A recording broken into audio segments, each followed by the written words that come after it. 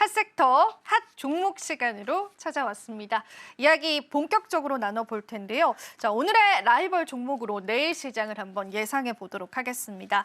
자, 오늘 또 어떤 종목 가지고 와셨고 어떤 섹터 꼽아 오셨는지 좀 열어주실 수 있을까요? 네, 엔터 쪽을 한번 보시면 좋을 것 같고, 네. 디어유 같은 경우에는 이제 매수에 대한 관점, 큐브엔터 같은 경우에는 긍정적이기는 하나, 다만 조금은 지켜보자라는 의견으로 가지고 왔습니다.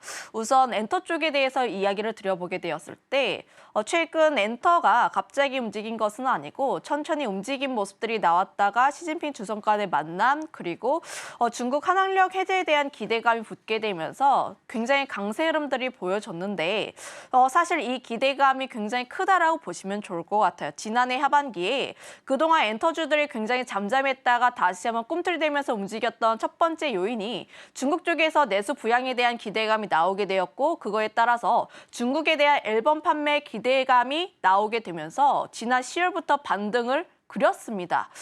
거기다가 중국 쪽에서 비자에 대한 부분들이라든지 최근에 한한령 해제에 대한 내용들이 다시 한번 나오게 되면서 기대감을 계속 키우고 있다는 점들 그리고 2월 말에 왕이 부장이 또 방안에 대한 내용들이 나오게 되면서 관련 모멘텀은 사실 방안 이전까지의 기대감 상당히 크다라고 보시면 좋을 것 같아요.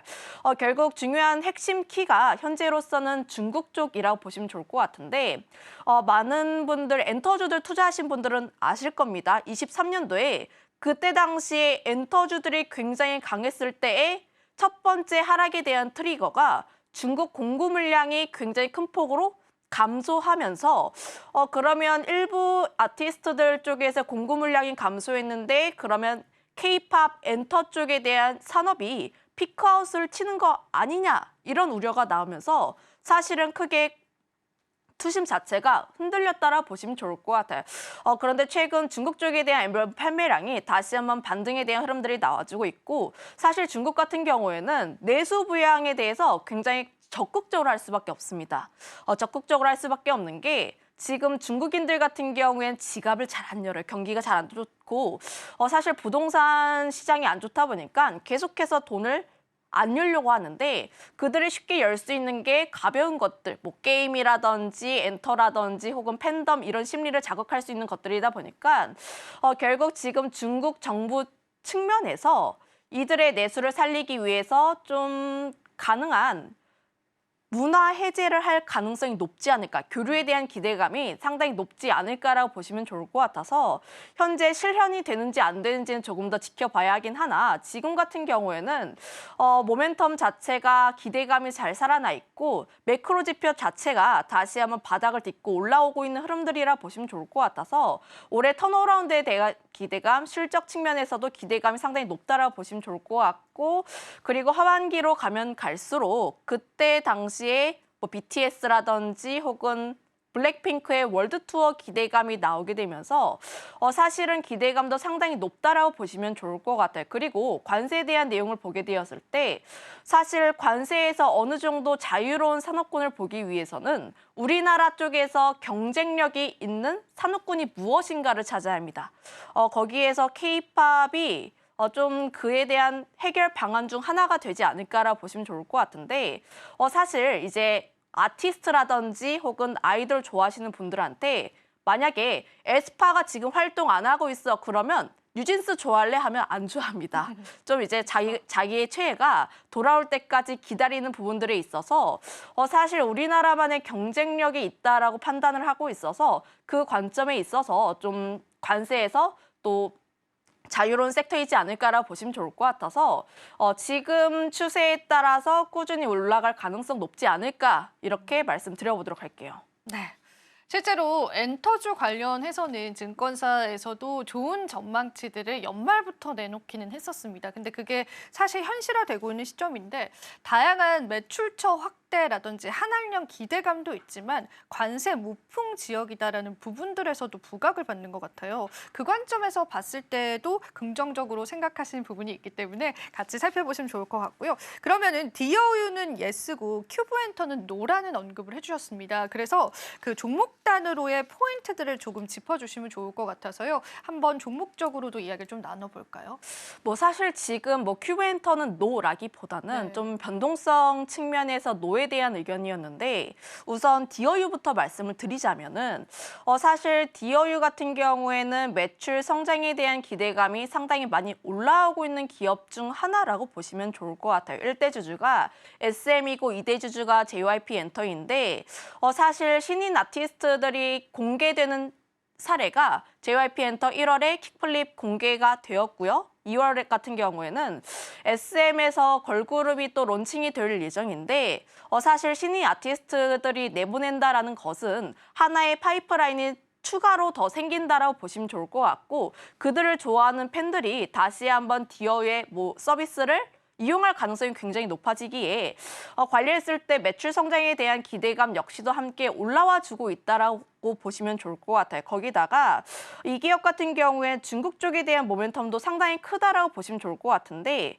올해 QQ뮤직 쪽에서 버블 서비스를 오픈을 할 예정이고 시기로 보게 되었을 때 1월 말에서 2월 초로 예상을 하고 있습니다. 그런데 중국 같은 경우에는 시장 자체가 굉장히 크다라고 보시면 좋을 것 같아요. 중국 쪽에 대한 시장 자체가 굉장히 큰데 QQ뮤직만 하더라도 월간 사용하시는 분들이 4만 명이 넘습니다. 그 뜻은 거기에서의 점유율만 조금 가져오더라도 매출 성장에 대한 부분들 역시도 함께 올라와 줄 수 있는데 로열티 수치 방식이라고 보시면 좋을 것 같아서 영업이익 단에서 굉장히 높게 받아갈 수 있다는 거죠. 그러면 중국 쪽에서 현재 내수 부양을 위해서 문화 쪽에 대해서 지금 경계감을 푼다라고 가정을 했을 때 현재 중국에 대한 모멘텀을 크게 받아갈 수 있는 기업 중 하나가 디어유가 되지 않을까라고 보시면 좋을 것 같고요.